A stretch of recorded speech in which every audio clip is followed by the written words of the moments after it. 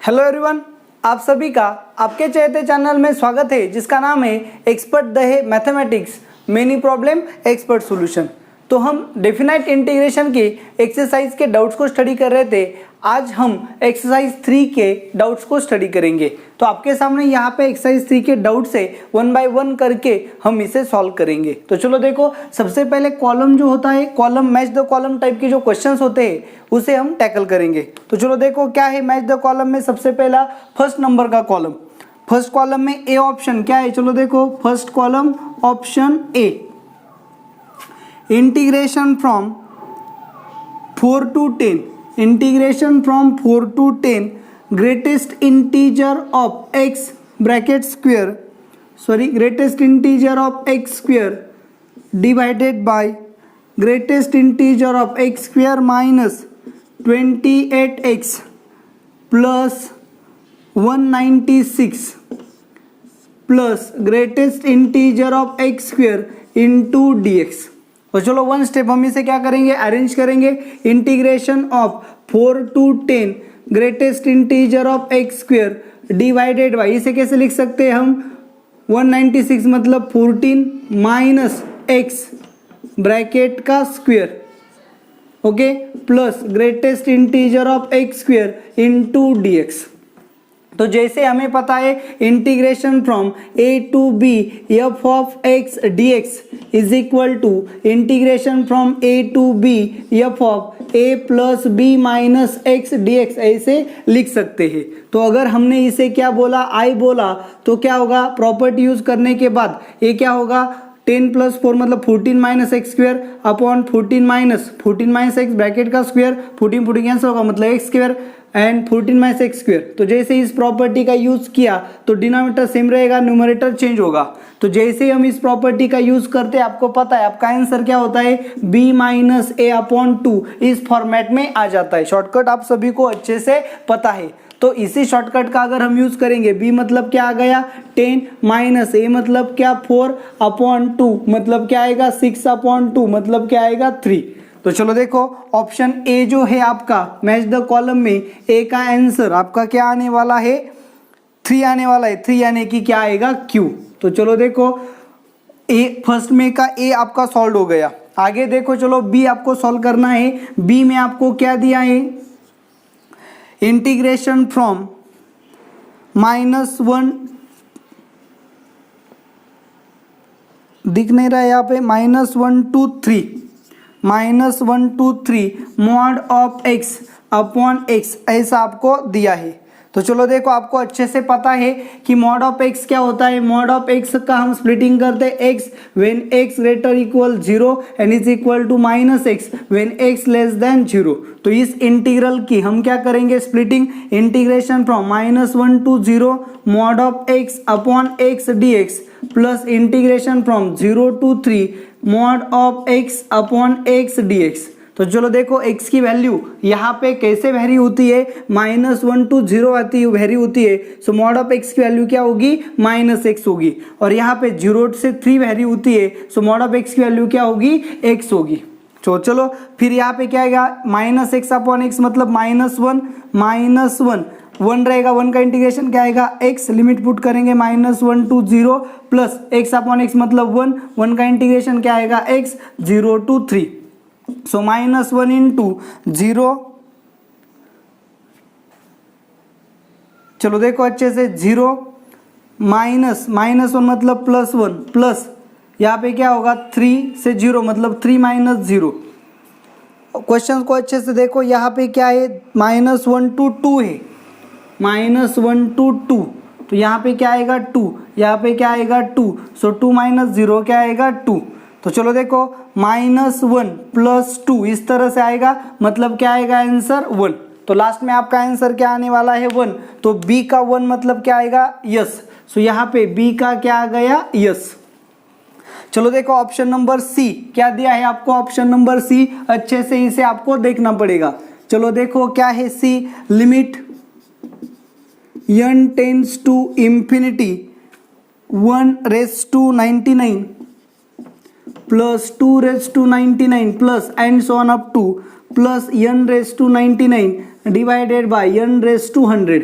तो इसे हम कैसे लिख सकते हैं, limit n tends to infinity sum है मतलब summation 1 to up to n मतलब r runs from 1 to n r raise to 99 upon n raise to 100। तो इसे कैसे लिखेंगे, limit n tends to infinity summation of r runs from 1 to n r raised to 99 upon n raised to 99 into 1 upon n। तो इससे हम combine करके कैसे लिख सकते हैं, r upon n raise to 99।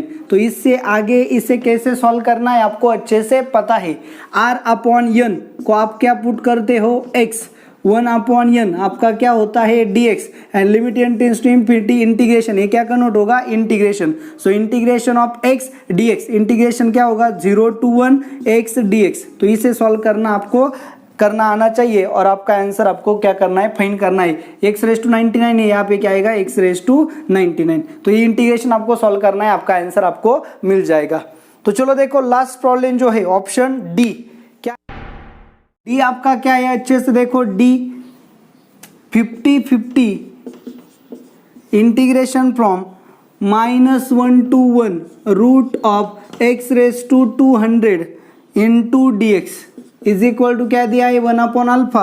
आपको क्या करना है, अल्फा की वैल्यू फाइंड करनी है, सिंपल है। चलो देखो -a to a, तो आप क्या करते हैं, फंक्शन ऑड है या इवन ऐसे चेक करते हैं। तो x की जगह पे f ऑफ x क्या लिया, चलो देखो root of x raise to 200, तो -x पुट किया, so f of -x is equal to root of -x raise to 200, मतलब क्या आएगा, root of x raise to 200। मतलब आपका ये जो फंक्शन है ये क्या है, इवन फंक्शन है। इवन फंक्शन है मतलब ये वैल्यू क्या आ गई, f ऑफ x आ गई। सो इसका इंटीग्रेशन क्या होता है, 50/50 ऐसे रहेगा। इसका इंटीग्रेशन क्या आएगा, 2 into integration from 0 to 1 root of x raise to 200 into dx। तो क्या होगा 0, 5 2 10 कैरी 1, 5 2 10 इंटू ये इंटीग्रेशन x रेस टू 100 आएगा। x रेस टू 100 का इंटीग्रेशन क्या होगा, x raise to 101 upon 101। Limit put करेंगे 0 to 1, तो आपको क्या मिलेगा 10100 अपॉन 101 is equal to 1 upon alpha. तो चलो देखो जैसे यहाँ कैलकुलेशन होगा 100 is equal to 1 upon alpha, therefore alpha is equal to 1 upon 100। तो डी का आंसर भी आपका क्या आ जाएगा, 1 अपॉन 100, यानी कि डी भी मैच होगा कहाँ, पी से। तो चलो इस तरह से आपका कॉलम फर्स्ट जो है पूरी तरह से सॉल्व हो गया। तो चलो देखो सिंपल क्वेश्चंस थे आपके कॉलम फर्स्ट में, आपको सॉल्व करने चाहिए थे। टोटल 4 कॉलम है और चारों की चारों कॉलम्स आपके डाउट्स में दिए हैं, इसका मतलब आप अच्छे से स्टडी नहीं कर रहे हो। तो चलो देखो प्रॉब्लम नंबर 2 जो है, कॉलम नंबर 2 को हम क्या करेंगे, अब यहाँ पे सॉल्व करेंगे। क्या है कॉलम नंबर 2, चलो देखो कॉलम नंबर 2 अच्छे से देखो, उसमें से a क्या है, a आपका integration of -1 to 1 3x² divided by 1 + 4 raise to 10x into dx। तो इस टाइप के ढेर सारे प्रॉब्लम्स हमने पहले भी सॉल्व किए हैं। क्या करना है यहाँ पे, put x is equal to -t, therefore dx is equal to -dt। Limit भी चेंज हो गई, x अगर 1 था तो वहाँ पे -1 होगा, -1 था तो वहाँ पे 1 होगा। 3x - t उसका स्क्वायर मतलब क्या आएगा, t² upon 1 + 4 tan of -x मतलब -tan of t into dx की जगह पे क्या आएगा, -dt। सिर्फ क्या किया, पुटिंग किया, आपको पता है इसे कैसे सॉल्व करना है, तो आप भी सॉल्व कर सकते हो। तो चलो देखो ए अगर आपका i है तो ये भी आपका क्या होगा i, माइनस से लिमिट क्या हो गई, interchange. So this is equal to -1 to 1 3t² upon 1 + 1 upon 4 raise to 10 of t into dt। 4 raise to minus है तो 1 upon 4 raise to 10 of t ऐसा लिख सकते। क्रॉस मल्टीप्लाई करेंगे, so 1 + 4 raise to 10 of t upon 4 raise to 10 of t, तो वो कहा जाएगा ऊपर। So i is equal to integration from -1 to 1 3t² into 4 raise to 10 of t upon 1 + 4 raise to 10 of t into dt। ये 1 है, ये cross multiply होगा, denote आएगा, डिनोटर ऊपर चला जाएगा। तो चलो देखो ये आपका आ गया आई, ए बी आ गया आई, तो आई प्लस आई की क्या करेंगे एडिशन, तो आपको क्या मिलेगा, दोनों को ऐड करेंगे तो 2i is equal to -1 to 1। तो यहाँ वेरिएबल भी चेंज करेंगे, i is equal to -1 to 1 3x² into 4tan of x upon 1 plus 4tan of x into dx। Definite integration की प्रॉपर्टी है कि आप वेरिएबल का चेंज कर सकते हो। तो चलो देखो दोनों की एडिशन की तो क्या मिलेगा 2i -1 to 1 3x² upon 1 plus 4tan x plus 3x² into 4tan x divided by 1 plus 4tan x into dx। दोनों के लिमिट सेम थे तो फंक्शन की क्या हो गई एडिशन। तो यहाँ पे क्या करेंगे, चलो देखो integration of -1 to 1 3x² upon 1 plus 4tan x common लिया, यहाँ पे बचेगा 1 प्लस यहाँ पे क्या रहेगा 4tan x इंटू dx। ए और ए क्या हो जाएगा कैंसल, 3 कांस्टेंट बाहर आ गया। x² का इंटीग्रेशन क्या है x³ अपॉन 3। तो चलो देखो 3 कैंसिल हो जाएगा, -1 to 1, सो 1 का क्यूब क्या है 1 -1 का क्यूब क्या है -1, मतलब क्या आएगा आंसर 2। तो चलो देखो इस तरह से 2 मतलब ये क्या आ गया आपका 2i आ गया, therefore i is equal to क्या होगा 1, मतलब ए ऑप्शन क्या आ गया आपका r। तो देखो ए मैच हो गया r से।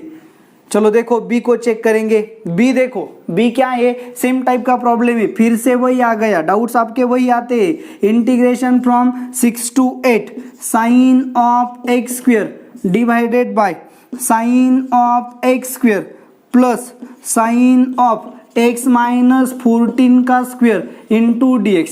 अब x माइनस 14 का स्क्वायर लिया या फिर 14 माइनस एक्स का स्क्वायर लिया, ब्रैकेट का स्क्वायर है तो कोई यहाँ पे टेंशन है नहीं। तो क्या करेंगे आप integration from a to b f of x dx का यूज करेंगे। तो देखो integration from a to b f of x dx is equal to integration from a to b f of a plus b minus x. a क्या है उसका 6, b क्या है 8, 6 plus 8 मतलब 14 माइनस एक्स आएगा। तो जहां जहां पे x है वहां पे 14 माइनस एक्स आएगा, जहां पे 14 माइनस एक्स है वहां पे x आएगा।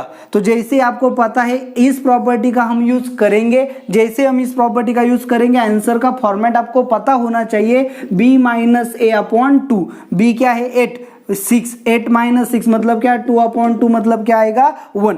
तो चलो देखो इसका आंसर बी का आंसर भी क्या आएगा 1 है। शॉर्टकट मैंने आपको कितनी बार बताया है, कितनी बार आपको प्रॉब्लम सॉल्व करके दिए हैं, लेकिन आप वीडियोस को अच्छे से नहीं देखते, प्रॉब्लम को सॉल्व ही नहीं करते, इसी कारणवश आपके यहाँ पे डाउट्स में आ जाते हैं। तो चलो देखो बी का आंसर भी क्या आ गया 1 मतलब क्या आ गया आर। अब सी को यहाँ पे देखो, सी भी बड़ा सिंपल था। देखो क्या है सी यहाँ पे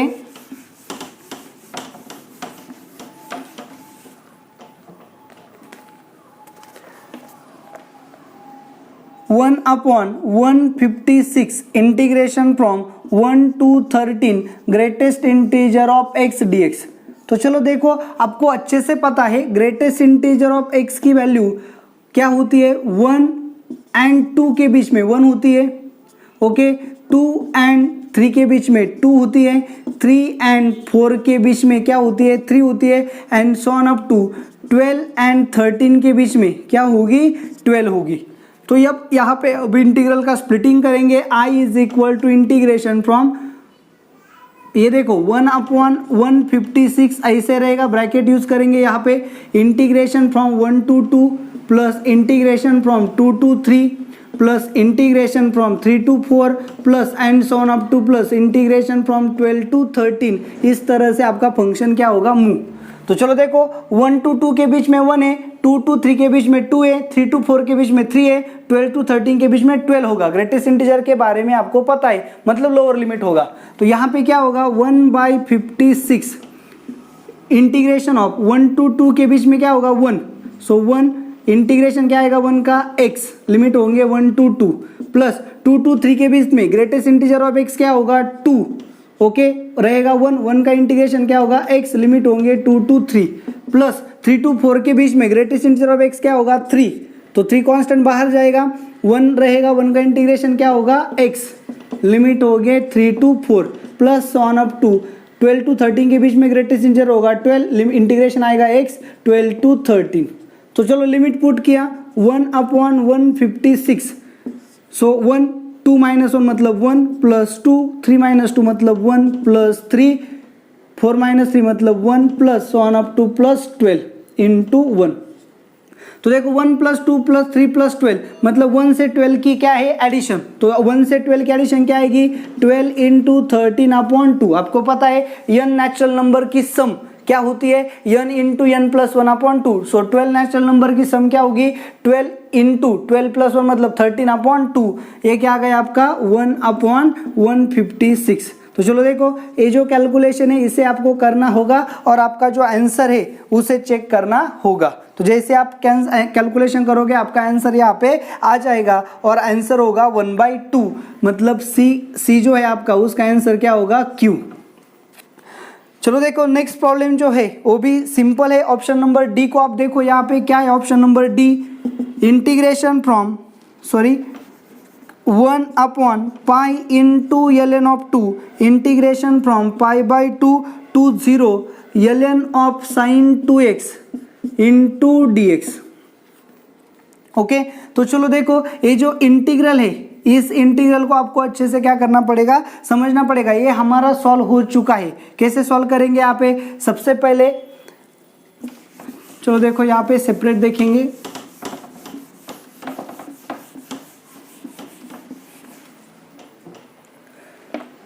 one upon pi into ln of 2 integration from π/2 to 0 ln of sin 2x into dx।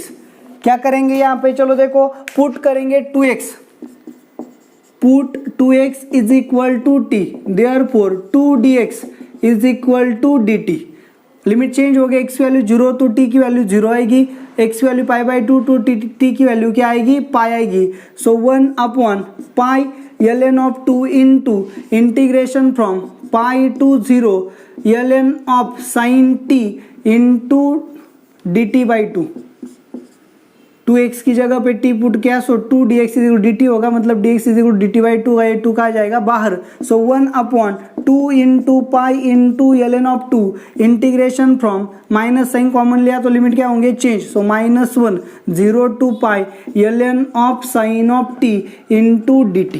तो चलो इस इंटीग्रल को कैसे सॉल्व करेंगे ये यहाँ पे देखना है। Integration from 0 to π ln of sin of t into dt।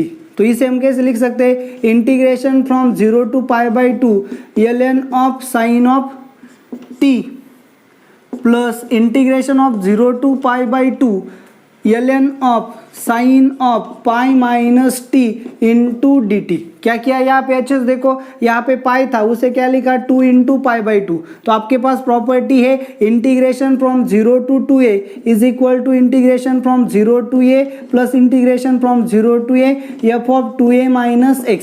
यहाँ पे f of x यहाँ पे f of x। बस यही प्रॉपर्टी का हमने क्या किया यहाँ पे यूज किया।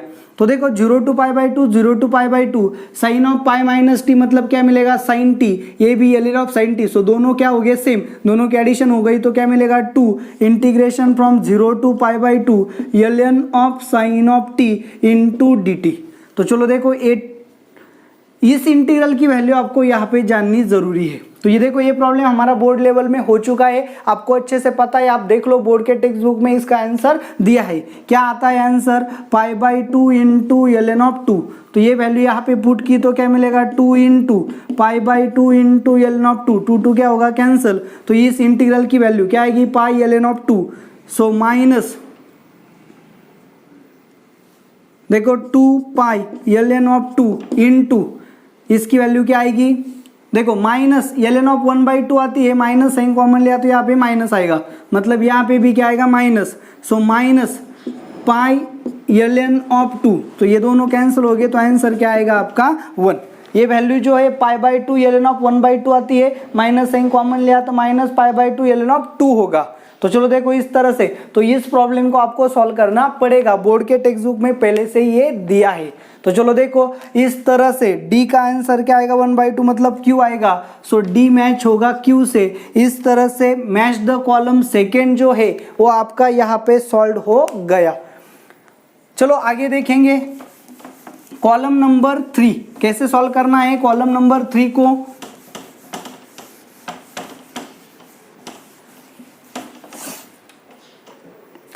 चलो देखो कॉलम नंबर 3 अच्छे से देखो, चलो समझो क्या करना है। क्या दिया है कॉलम नंबर 3 में, f of x is equal to, अच्छे से देखो f of x is equal to 3 greatest integer of x minus 5 mod of x upon x for x is not equal to 0 and is equal to 2 for x is equal to 0। Function का आपको क्या दिया है, distribution दिया है। करना क्या है, चलो देखो यहाँ पे integration from -3/2 to 2 f of x d x क्या करना है, हमें फाइंड करना है। चलो कोई बात नहीं है, यहाँ पे सिंपल से देखो, यहाँ पे हम क्या करेंगे, स्प्लिटिंग करेंगे। अच्छे से देखो स्प्लिटिंग कैसी होगी, -3/2 से -1, -1 से 0, 0 से 1, 1 से 2।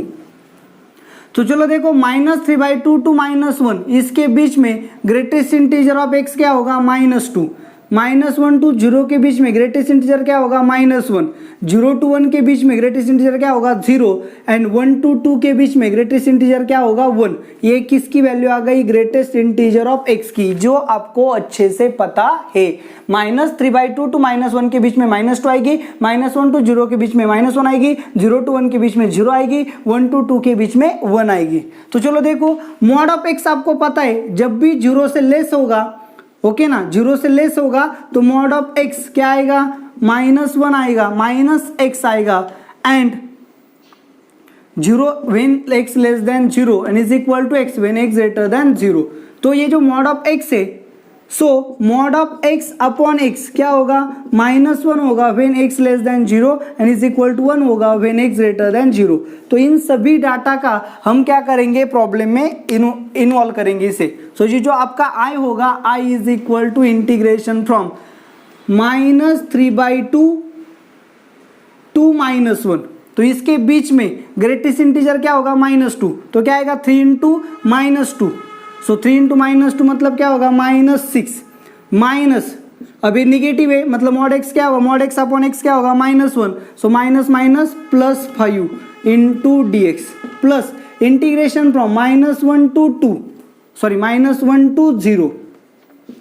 तो चलो -1 टू 0 के बीच में ग्रेटेस्ट इंटीजर x क्या होगा, -1 टू 0 के बीच में -1। सो 3 इंटू -1 मतलब क्या आएगा, -3।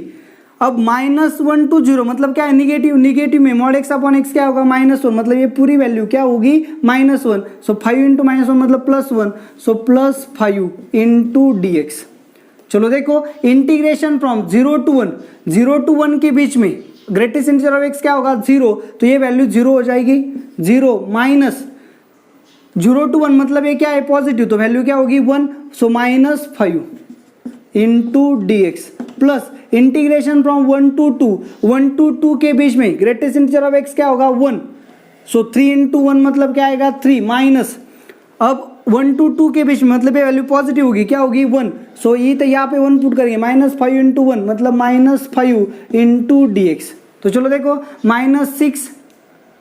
-6 प्लस 5 मतलब -1, यक्स लिमिट होंगे -3/2 टू -1 प्लस -3 प्लस 5 मतलब 2, 1 रहेगा, 1 का इंटीग्रेशन x -1 टू 0, यहाँ पे आएगा -5, x आएगा 0 टू 1 प्लस 3 -2 मतलब -2, लिमिट आएगा 1 टू 2। तो लिमिट पुट करेंगे, चलो देखो यहाँ पे -1 into upper limit -1 minus plus 3/2 plus 2 into 0 -1 मतलब +1 -5 1 - 0 मतलब 1 एंड -2 इंटू 2 माइनस मतलब 1। सो चलो देखो 3/2 -1 मतलब क्या आएगा, 1/2। सो -1/2 प्लस 2 -5 -2, तो यहाँ पे क्या मिलेगा 3/2 -7। तो इसे सॉल्व करेंगे तो आपको क्या मिलेगा, चलो देखो 3 - 14 मतलब -11/2 आपका क्या आएगा आंसर, यानी कि Q। तो चलो देखो इस तरह से 3 कॉलम का जो फर्स्ट ऑप्शन है उसका आंसर क्या आएगा -11/2। तो कैसे टेक्निकली प्रॉब्लम्स को टैकल करना है ये आपको सीखना है। तो चलो थर्ड में से जो फर्स्ट कॉलम का है, थर्ड कॉलम का फर्स्ट ऑप्शन यहाँ पे वेरीफाइड हो गया। तो चलो देखो आगे बी ऑप्शन। तो चलो देखो बी क्या है, integration from -π/2 to π/2 cos of x upon 1 + e⁻x dx। Simple problem है, देखो फिर से क्या करेंगे, x यहाँ इसे i बोलेंगे, x is equal to -t put करेंगे, सॉल्व करेंगे, रिप्लेस करेंगे, इसे इक्वेशन 1 बोलेंगे, इसे सॉल्व करने के बाद जो आएगा उसे 2 बोलेंगे, दोनों की एडिशन लोगे तो आपको सिर्फ क्या मिलेगा, इंटीग्रेशन ऑफ -π/2 to π/2 क्या आएगा cos x dx। ये क्या है इवन फंक्शन, तो इसका 2 into integration of 0 to π/2 cos x dx। So cos x का इंटीग्रेशन क्या है -2 sin x, cos x का इंटीग्रेशन है -sin x, 0 to sin x integration क्या है 0 to π/2। तो चलो देखो जैसे 0 to π/2 पुट किया, सो 2 sin π/2 मतलब 1 - 0 मतलब 2 आएगा, ये वैल्यू आएगी 2i की, सो i की वैल्यू क्या आएगी 2/2 मतलब 1। इस तरह से आपका ऑप्शन क्या आएगा P। तो देखो बी ऑप्शन बिल्कुल सिंपल था, कैसे सॉल्व करना था यहाँ पे मैंने आपको बताया, आपको फिर से इसे वेरीफाई करना पड़ेगा। जैसे हमने कॉलम में किया था, फर्स्ट कॉलम में, सेकेंड देखो जैसे हमने कहा किया था कॉलम सेकेंड में ए के लिए किया था, सेम प्रोसेस हमें यहाँ पे करनी है, तो आपका आंसर आ जाएगा। चलो देखो थर्ड नंबर जो है सी ऑप्शन जो है, कॉलम थर्ड का सी ऑप्शन क्या है, I1 is equal to integration from 1 to sin theta x upon 1 + x² dx and I2 is equal to integration of 1 to cosec theta 1 upon x into x² + 1 dx। तो चलो देखो I1 को लिया, I1 में सबसे पहले क्या करेंगे, x is equal to 1/t put करेंगे, therefore dx is equal to क्या होगा -1/t² dt होगा। क्योंकि क्यों मैंने ऐसा किया ये भी आपको जानना जरूरी है कि यहाँ पे sin थीटा था, यहाँ पे कोसेक थीटा था, तो दोनों के लिमिट जो है एक दूसरे के क्या है रेसिप्रोकल से। अगर दोनों के लिमिट्स एक दूसरे के रेसिप्रोकल से तो हमें पुटिंग भी रेसिप्रोकल में करनी पड़ेगी, तो I1 एंड I2 में हमें कुछ तो रिलेशन यहाँ पे मिल जाएगा, बस इसीलिए हमने इस टाइप की पुटिंग को किया है। तो चलो देखो आगे, तो फिर x क्या होगा, x की वैल्यू 1 थी तो t की वैल्यू क्या आएगी 1, x की वैल्यू sin थीटा थी तो t की वैल्यू क्या आएगी 1/sin थीटा मतलब कोसेक थीटा। तो अब आपका I1 जो है वो क्या होगा, चेंज होगा, integration from 1 to cosec theta, limit change हो गई। चलो देखो x की जगह पे क्या आएगा 1/t divided by 1 + 1/t² into dx की जगह पे क्या आएगा -1/t² इंटू dt। चलो क्रॉस मल्टीप्लाई करेंगे, so I1 is equal to integration from 1 to cosec theta, यहाँ पे t और t कैंसिल हो जाएगा, सो माइनस बाहर चला जाएगा, 1/80 यहाँ पे शिल्लक रिमेन रहेगा, क्रॉस मल्टीप्लाई किया t² + 1 अपॉन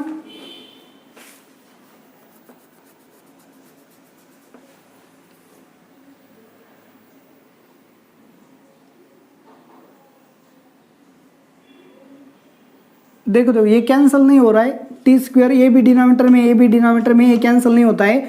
तो देखो क्या होगा, यहाँ पे क्रॉस मल्टीप्लाई किया, ये 1/t ऐसे रहेगा, डिवाइडेड बाय क्रॉस मल्टीप्लाई किया t² + 1/t² इंटू माइनस बाहर गया 1/t² इंटू dt, ये t² कैंसिल होगा, ये नीचे आएगा, so I1 is equal to minus integration from 1 to cosec theta dt upon t into 1 + t²। तो यहाँ पे t की जगह पे हम क्या लिख सकते हैं, x लिख सकते हैं, तो ये किसकी वैल्यू आ गई -I2।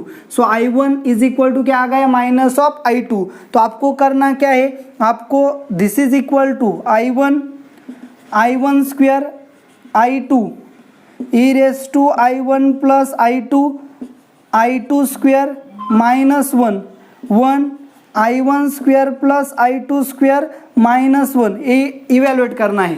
तो यहाँ पे आई वन आई टू की जगह पे क्या पुट करेंगे, माइनस ऑफ आई वन, तो आपको क्या मिलेगा, आई वन आई टू की जगह पे क्या पुट किया, minus of I one, so I one minus I one मतलब zero, e raise to zero मतलब क्या आएगा, वन, यहाँ पे वन, आई वन स्क्वेयर ऐसे रहेगा, आई टू स्क्वेयर मतलब आई टू की जगह माइनस आई वन मतलब यहाँ पे क्या आएगा, आई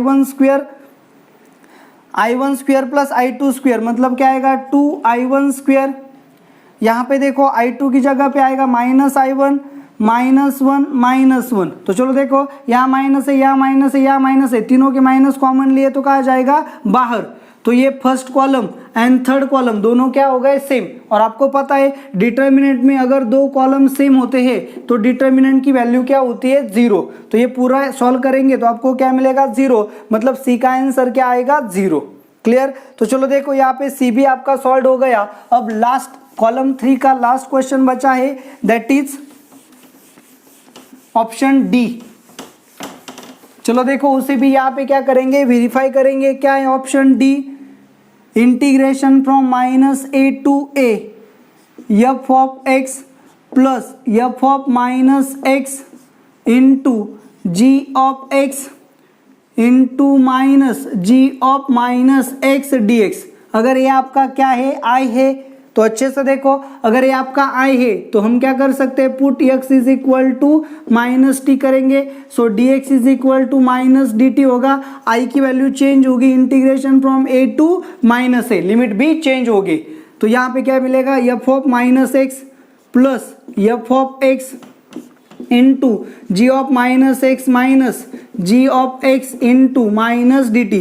इस माइनस से लिमिट फिर से क्या होंगे, माइनस ए टू ए होंगे। चलो देखो मैंने क्या किया, तो देखो अब क्या करेंगे, इन दोनों के एडिशन करेंगे, 2i इज इक्वल टू, तो जैसे इन दोनों के एडिशन करेंगे मल्टीप्लाई करो, इसे सॉल्व करो। देखो करना क्या है, पहले इन दोनों के एडिशन करो, तो पहले इंटीग्रल इसका मल्टीप्लिकेशन करके लो, इसका मल्टीप्लिकेशन करके लो और दोनों के एडिशन करो तो क्या आएगा, जीरो, और जीरो का इंटीग्रेशन क्या होगा, जीरो। सो आपके डी का ऑप्शन भी क्या आएगा, जीरो। तो इस तरह से कॉलम 3 जो है वो पूरी तरह से सॉल्व हो गया। तो चलो देखो लास्ट जो है कॉलम नंबर 4, उसे भी यहाँ पे स्टडी करेंगे।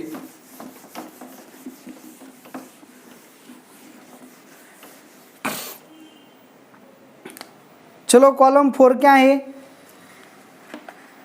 इंटीजर फर्स्ट देखो ए -1 to 1 greatest integer of x plus greatest integer of x plus greatest integer of x into d x. सबसे पहले इसका स्प्लिटिंग करेंगे, integration of -1 to 0 greatest integer of x plus greatest integer of x plus greatest integer of x d x plus integration from 0 to 1 greatest integer of x plus greatest integer of x plus greatest integer of x into d x. अच्छे से देखो, सो -1 to 0 के बीच में greatest integer of x की value क्या होती है, -1।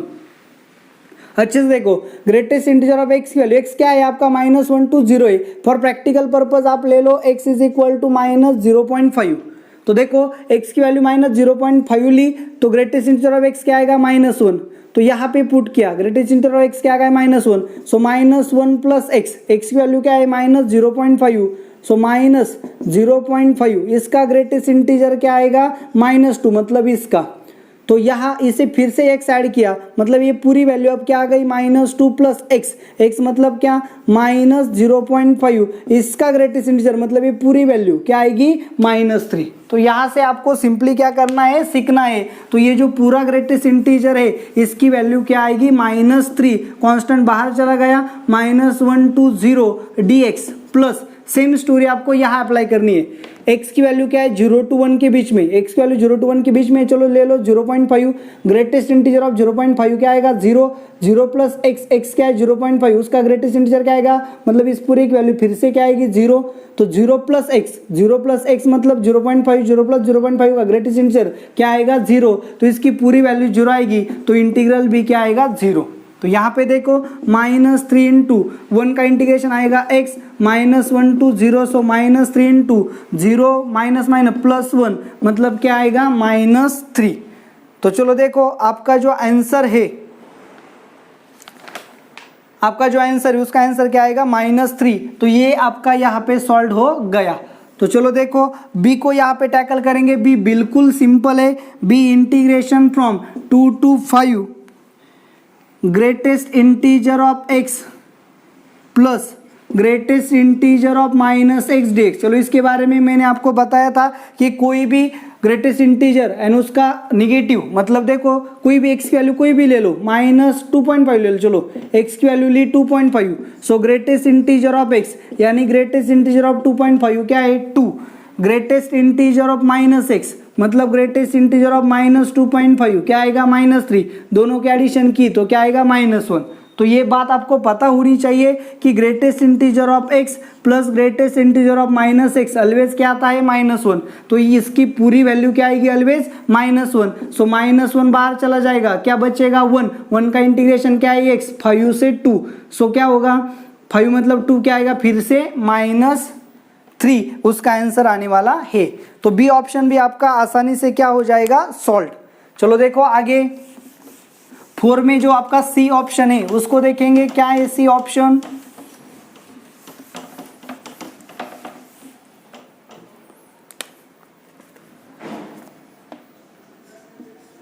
Integration from -1 से 3 sine of x minus greatest integer of x, ऐसा आपको दिया है। अच्छे से देखो तो फिर यहाँ आपको पता है x greatest integer of x plus fractional part of x जो होता है उसे हम क्या बोलते हैं x बोलते हैं।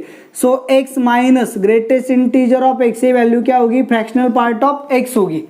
तो इस फंक्शन a जो है इसका पीरियड क्या है, इसका पीरियड सिंपली क्या होगा 1 का होगा।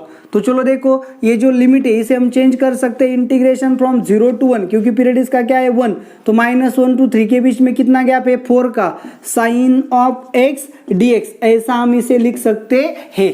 चलो देखो पीरियड ऑफ पीरियडिक फंक्शन के हमने यहाँ पे क्या ले ली यूज किया, तो क्या मिलेगा 4 इंटू साइन ऑफ x का इंटीग्रेशन क्या है cos of x 0 to 1, so 4 into sine का इंटीग्रेशन क्या है minus cos x, so minus cos of 1 minus minus plus cos of 0 मतलब 1, तो आपको क्या मिलेगा 4 इंटू 1 माइनस कॉस ऑफ 1, ये आपका आंसर यहाँ पे आ जाएगा। तो चलो देखो क्या किया यहाँ पे, सिर्फ इस फंक्शन का हमने यूज किया और पीरियड फंक्शन का यूज किया। तो चलो देखो आगे, चलो आप इसे कुछ अलग तरह से भी सॉल्व कर सकते हो। कैसे कर सकते हो देखो यहाँ पे एक और बात है, अगर ये आपके समझ में नहीं आ गई है पीरियड की तो यहाँ स्प्लिटिंग करो, integration of -1 to 0 plus 0 to 1 plus 1 से 2 प्लस 2 से 3, तो आपको पता है -1 to 0 के बीच में इसकी वैल्यू क्या आने वाली है -2, तो फिर ये क्या होगा x माइनस माइनस मतलब x प्लस 2 होगा, साइन ऑफ x प्लस 2 का इंटीग्रेशन आप ले सकते हो, तो यहाँ पे क्या आएगा sine of x plus 2, 0 to 1 के बीच में इसकी वैल्यू 0 होती है, तो फंक्शन क्या आएगा साइन x, 1 से 2 के बीच में इसकी वैल्यू क्या होती है 1, तो यहाँ पे क्या आएगा साइन ऑफ x माइनस 1 और यहाँ पे क्या आएगा साइन ऑफ x माइनस 2, तो इसका इंटीग्रेशन लो, इसका लो, इसका लो और इसका लो, लिमिट पुट करो करस्पॉन्डिंग। देखो यहाँ पे असर्शन एंड रीजनिंग को स्टडी करेंगे, उसमें से आपके डाउट्स क्या है 3, 4, 5, 6 आपके डाउट्स है। तो चलो देखो कैसे सॉल्व करेंगे। देखो थर्ड नंबर का फर्स्ट स्टेटमेंट क्या है, f of x is equal to integration from 1 to x ln of t upon 1 plus t square and f of x is equal to minus f of 1 upon x, ऐसा है उन्होंने बोला है। तो चलो देखो f ऑफ x क्या होगा, इंटीग्रेशन के अंदर जो फंक्शन होता है उसे हम क्या बोलते हैं f ऑफ x, ये आपका f ऑफ x होगा। सो ln ऑफ t की जगह पे x आएगा 1 plus x square, so f of 1 upon x क्या होगा, जहाँ जहाँ x है वहाँ पे हम क्या करेंगे 1 अपॉन x रिप्लेस करेंगे, सो ln of 1 upon x upon 1 plus 1 upon x plus 1 upon x square. Okay तो फिर क्या होगा, चलो देखो minus ln of x upon cross multiply कर x स्क्वेयर से मल्टीप्लाई करेंगे तो क्या मिलेगा x square plus x plus 1 upon x square. क्या किया, एक्स स्क्वायर डिनोमिनेटर सेम करके लिया, तो फिर एक्स स्क्वायर कहाँ चला जाएगा, ऊपर। तो देखो f of x is not equal to minus f of 1/x। तो आपका जो फर्स्ट स्टेटमेंट है वो सेटिस्फाई, मतलब ये कंडीशन सेटिस्फाई नहीं हो रही है, मतलब आपका जो फर्स्ट स्टेटमेंट है, फर्स्ट स्टेटमेंट क्या है, रॉन्ग है। तो देखो फर्स्ट स्टेटमेंट फॉल्स हो, ऐसा हमारे पास एक ही ऑप्शन है, ऑप्शन नंबर डी आपका करेक्ट आंसर होगा। तो सेकेंड जो है उसे चेक करने की आपको जरूरत नहीं है, फिर भी आप उसे चेक कर सकते हो, सेकेंड स्टेटमेंट क्या होगा, ट्रू होगा। सेम तरह से आपको एफ ऑफ एक्स फाइंड करना है, एफ ऑफ 1/x फाइंड करना है, और दोनों की क्या लेनी है, एडिशन। तो आपका आंसर यहाँ पे आ जाएगा। चलो देखो प्रॉब्लम नंबर 3 तो यहाँ पे सॉल्व हो गया। अब प्रॉब्लम नंबर 4 क्या दिया है आपको, 4 में statement first F of X आपको दिया है, क्या दिया है F of x is equal to X minus x square plus 1। Ji of x क्या है आपका, G of x is equal to maximum of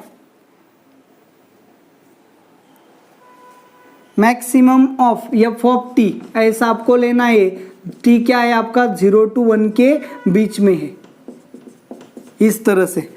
and integration from 0 to 1 ji of x d x, integration from 0 to 1 ji of x d x, इसकी value आपको दी है 29/24। ऐसा आपका first statement है। सेकेंड स्टेटमेंट क्या है, F of x is increasing in 0 to 1/2 एंड डिक्रीजिंग इन 1/2 to 1, ऐसा आपका सेकेंड स्टेटमेंट है। तो चलो देखेंगे यहाँ पे क्या करेंगे, एफ ऑफ एक्स जो है आपका उसे डिफरेंशिएट करेंगे। F of x, f dash of x is equal to 1 - 2x, so f dash of x is equal to, तो चलो देखो अच्छे से, x की वैल्यू 1/2 ली तो ये क्या होगा 0, x की वैल्यू 1/2 से लेस ली, क्या ली, x की वैल्यू 1/2 से लेस ली, चलो 1/4 लिया, सो -2/4 मतलब 1/2, 1 - 1/2 आएगा, ओके ना। सो 1 - 1/2 क्या होगा, ग्रेटर देन 0। तो चलो अच्छे से रखो, x लेस देन 1/2 अगर है, अच्छे से देखो, x लेस देन 1/2 अगर है तो एफ डैश ऑफ x क्या है, ग्रेटर देन 0। x की वैल्यू 1/2 से कम ली तो F dash of x greater than 0 बनेगा। तो इसका मतलब क्या है, फर्स्ट डेरिवेटिव अगर पॉजिटिव है तो फंक्शन क्या होता है, इंक्रीजिंग। तो x लेस देन 1/2 है तो आपका फंक्शन क्या होगा, increasing, okay. And x greater then 1/2 है तो एफ डैश ऑफ x क्या होगा, लेस देन 0 मतलब निगेटिव। फर्स्ट डेरिवेटिव निगेटिव आएगा तो उसका मीनिंग क्या होता है, फंक्शन इज डिक्रीजिंग। तो x की वैल्यू 1/2 से बड़ी ली तो फिर फंक्शन क्या होगा, डिक्रीजिंग। इसका मतलब x अगर 0 to 1/2 के बीच में है तो फंक्शन इंक्रीजिंग है, एंड x अगर क्या है 1/2 एंड 1 के बीच में तो फंक्शन क्या है, डिक्रीजिंग। इसका मतलब आपका जो स्टेटमेंट है, सेकेंड स्टेटमेंट, वो क्या है, करेक्ट है। तो सिंपली हम यहाँ पे क्या करेंगे, इसका यूज करेंगे। जी ऑफ एक्स क्या है, maximum of F of T, क्या है, maximum of F of T. तो 0 to 1/2 के बीच में फंक्शन क्या है, इंक्रीजिंग। तो इसका मतलब x की वैल्यू 1 आपको क्या आएगी, मैक्सिमम। और एफ डैश 1 से 1/2 के बीच में फंक्शन क्या है आपका, डिक्रीजिंग। डिक्रीजिंग मतलब क्या, 1/2 से 1 तक फंक्शन डिक्रीज होता जा रहा है, डिक्रीज होता जा रहा है, मतलब मैक्सिमम कहाँ पे, 1/2 पे। तो डेफिनेटली आपका फंक्शन मैक्सिमम कहाँ पे, 1/2 पे। तो यहाँ पे x की वैल्यू 1/2 पुट की तो क्या मिलेगा, F of 1/2 is equal to 1/2 minus 1/4 plus 1। तो फिर क्या होगा, 4 चाहिए मतलब 2 - 1 + 4 अपॉन क्या मिलेगा, 4। सो 6 - 1 मतलब क्या मिला, 5/4। तो फंक्शन की मैक्सिमम वैल्यू क्या आ गई, 5/4। यहाँ पे पुट किया तो आपका आंसर क्या आएगा, इंटीग्रेशन फ्रॉम 0 to 1, देखो अच्छे से यहाँ पे क्या करना है, ये तो हमें मैक्सिमम वैल्यू फंक्शन की डायरेक्टली फाइंड की, लेकिन इंटीग्रेशन में मैक्सिमम वैल्यू की जरूरत नहीं होती। तो पहले हम इंटीग्रेशन को क्या करेंगे, स्प्लिट करेंगे। कैसे स्प्लिट करेंगे, integration from 0 to 1/2 g of x d x plus integration from 1/2 to 1 ji of x d x. तो देखो जी ऑफ एक्स क्या लेना है, मैक्सिमम। सो 0 to 1/2 में फंक्शन मैक्सिमम क्या होगा, 0 to 1/2 में फंक्शन आपका क्या है, इंक्रीजिंग। तो फंक्शन इटसेल्फ क्या होगा, यहाँ पे आएगा। लेकिन 1/2 से 1 के बीच में फंक्शन क्या है, डिक्रीजिंग, मतलब मैक्सिमम वैल्यू क्या आएगी, वन हाफ की मैक्सिमम वैल्यू मतलब क्या आएगी, पाई 5/4 आएगी। अच्छे से देखो, इसे समझो क्या क्या है। आपका फंक्शन जी ऑफ एक्स क्या है, मैक्सिमम ऑफ फंक्शन है, लेकिन 0 से 1 हाफ के बीच में फंक्शन क्या होता है, इंक्रीजिंग। मतलब 0 से 1 हाफ के बीच में हर पॉइंट पे फंक्शन क्या हो रहा है, इंक्रीज हो रहा है। तो मैक्सिमम क्या होगा, फंक्शन खुद मैक्सिमम होगा 0 से 1 हाफ के बीच में। लेकिन 1 हाफ से 1 के बीच में फंक्शन क्या है, डिक्रीजिंग। मतलब फंक्शन मैक्सिमम कहाँ पे है, 1 हाफ पे। ओके ना। सो 1 हाफ टू 1 के बीच में फंक्शन मैक्सिमम कहाँ पे होगा, 1 हाफ पे होगा। तो 1 हाफ पे वैल्यू कितनी आ गई, 5/4। तो यहाँ पे जी ऑफ एक्स क्या होगा, एफ ऑफ एक्स, और यहाँ पे जी ऑफ एक्स क्या होगा, 5/4। तो चलो integration from 0 to 1 half, g of x मतलब एफ ऑफ एक्स क्या है, x minus x square plus 1 dx plus integration from 1 half to 1 5/4 dx। तो बस इस इंटीग्रल को सॉल्व करो, आंसर को कैलकुलेट करो, फर्स्ट ऑप्शन भी आपका करेक्ट आएगा। लेकिन सेकेंड का वहां पे हमने क्या किया, यूज। मतलब first correct, second correct, and second is correct explanation for first. तो इस तरह से आपका प्रॉब्लम नंबर 4 जो है वो भी यहाँ पे सॉल्व हो जाएगा। तो चलो देखो नेक्स्ट प्रॉब्लम नंबर 5 जो है वो क्या है।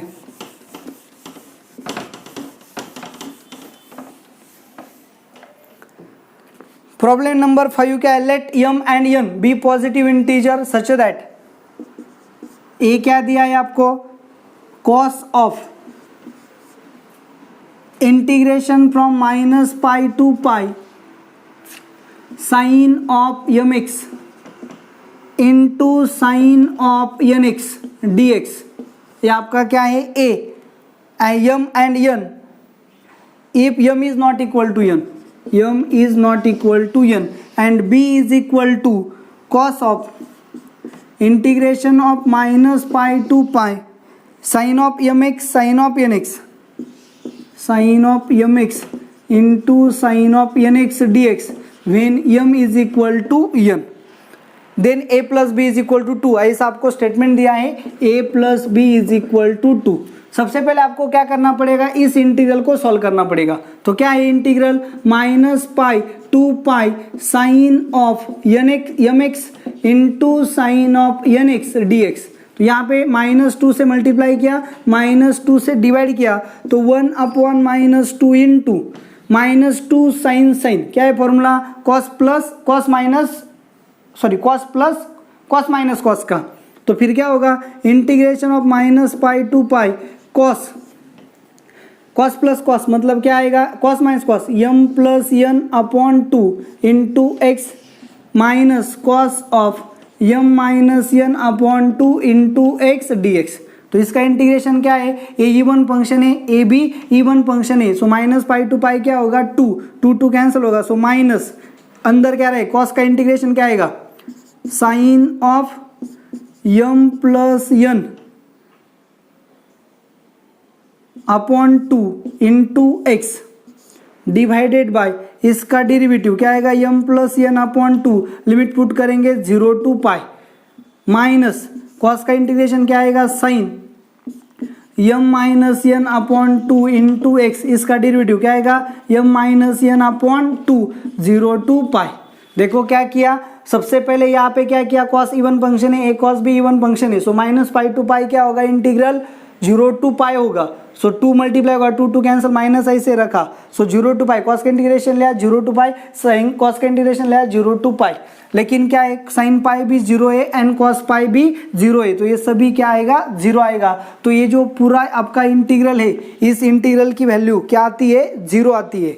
तो चलो देखो उन्होंने क्या दिया है, -π to π sine of mx into sine of nx dx। Second statement में उन्होंने क्या दिया है, integration from -π to π sine of mx into sine of nx dx is equal to 0 and is equal to π, ऐसा दिया है। तो चलो यहाँ पे क्या दिया, m is not equal to n। हमने यहाँ पे m और n का कोई रिलेशन लिया, फिर भी हमारा आंसर क्या आ गया, 0। मतलब ये क्या है, करेक्ट है। जैसे हमने m is equal to n लिया, m is equal to n लिया, मतलब यहाँ पे क्या होगा, m is equal to n हो गया। m is equal to n जैसे ही हो गया, सो फिर क्या होगा, 2m होगा, 2 कैंसिल होगा, मतलब साइन ऑफ m पाई होगा। और यहाँ पे m is equal to n लिया, मतलब क्या होगा, 0, साइन ऑफ 0 क्या है, 0। तो ये जो इंटीग्रल है इसकी वैल्यू क्या आएगी, पाई आएगी। यहाँ पे आप चेक कर सकते हो, m is equal to n, यहाँ पे सीधा क्या करो, यहाँ पे m is equal to n put किया, मतलब क्या आएगा sine square of m x, इस तरह से होगा। So integration of minus pi to pi sine square of m x ऐसे होगा। तो इस इंटीग्रल को आप सॉल्व कर सकते हो, क्या पुट करना है 1 माइनस कॉस 2x अपॉन 2 और सॉल्व करोगे, या फिर आपके पास ऑड इवन की प्रॉपर्टी है उसका भी यूज कर सकते हो। सो 2 इंटू 0 टू पाई किया, यूज किया रिडक्शन फॉर्मुलेशन का यूज किया, तो आंसर क्या आएगा पाई आएगा। तो चलो देखो हमें जो दिया था उसे हमने सॉल्व किया, m एंड n के बारे में कुछ भी नहीं देखा, तो आंसर क्या आ गया 0। लेकिन जब भी हमने m is not equal to n लिया तो 0 आएगा, लेकिन m is equal to n लिया तो ये दोनों यहाँ पे कन्वर्ट होगा, इसे सॉल्व करेंगे तो आंसर क्या आएगा पाएगा। तो सेकेंड स्टेटमेंट जो है, सेकेंड स्टेटमेंट क्या होता है करेक्ट, लेकिन फर्स्ट स्टेटमेंट उन्होंने क्या दिया है, फर्स्ट स्टेटमेंट को अगर हमने सॉल्व किया तो ये इंटीग्रल क्या है m is not equal to n, मतलब ये क्या होगा 0 होगा, ये सॉल्व किया तो ये क्या होगा पाई होगा। सो 0 और पाई मतलब a प्लस बी क्या आएगा पाई आएगा। उन्होंने क्या दिया है 2, मतलब फर्स्ट स्टेटमेंट जो दिया है वो क्या है रॉन्ग। अच्छे से देखो समझो, प्रॉब्लम क्रिटिकल है। आपको a की वैल्यू दी थी, b की वैल्यू दी थी, देखो कॉस ऑफ 0 क्या है 1, ओके, एंड b क्या है ये यहाँ पे आ गया, मतलब क्या आ गया पाई आ जाएगा। सो कॉस ऑफ पाई क्या होगा -1, सो ये आ गया 1, ये आ गया -1। देखो a की वैल्यू क्या आ रही, मैं देख बोल क्या रहा हूँ अच्छे से देखो, आपको a दिया था b दिया था, आपने क्या किया सिंपली इस इंटीग्रल को लिया मैंने यहाँ पे और इसे सॉल्व किया, सॉल्व करने के बाद मुझे पता चला इसका आंसर क्या आएगा 0। क्लियर। तो चलो इसको भी हमने साइड में रखा, इसकी कोई जरूरत नहीं है, m एंड n के केसेस भी हम अगर नहीं लेंगे तो यहाँ पे देखो जैसे मैंने m एंड n दोनों सेम नहीं लिए तो इंटीग्रल सॉल्व किया तो आंसर क्या आ गया 0, मतलब इस इंटीग्रल की वैल्यू क्या आती है 0, मतलब यहाँ पे देखो सेकंड स्टेटमेंट में 0 दिया है। अगर मैंने m is equal to n लिया तो m is equal to n मतलब यहाँ पुट करना पड़ेगा, m सेम हो गया, मैं sin mx मतलब sine square mx minus pi to pi, इसे सॉल्व करेंगे तो इसका आंसर क्या आएगा पाई आएगा। क्लियर, ये तो क्लियर है। तो इस इंटीग्रल की value m is not equal to n को 0 है, m is equal to n को पाई है, सेकेंड स्टेटमेंट क्या है ट्रू है। तो इसी का यूज हम यहाँ पे करेंगे, sine of mx sine of nx when m is not equal to n 0 है, सो cos a इंटीग्रल की वैल्यू 0 आएगी, cos 0 क्या है 1, मतलब a की वैल्यू 1 आएगी।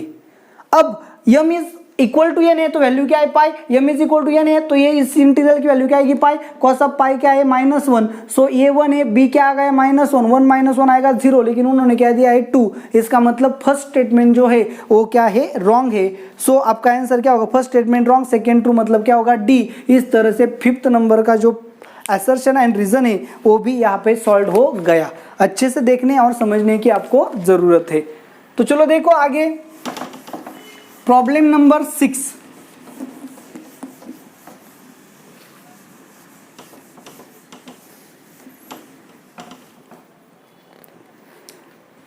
देखो क्या है प्रॉब्लम नंबर फर्स्ट स्टेटमेंट 6 में फर्स्ट स्टेटमेंट क्या दिया है, integration from 1/3 to 3 1/x cosec raise to 99 x minus 1/x dx।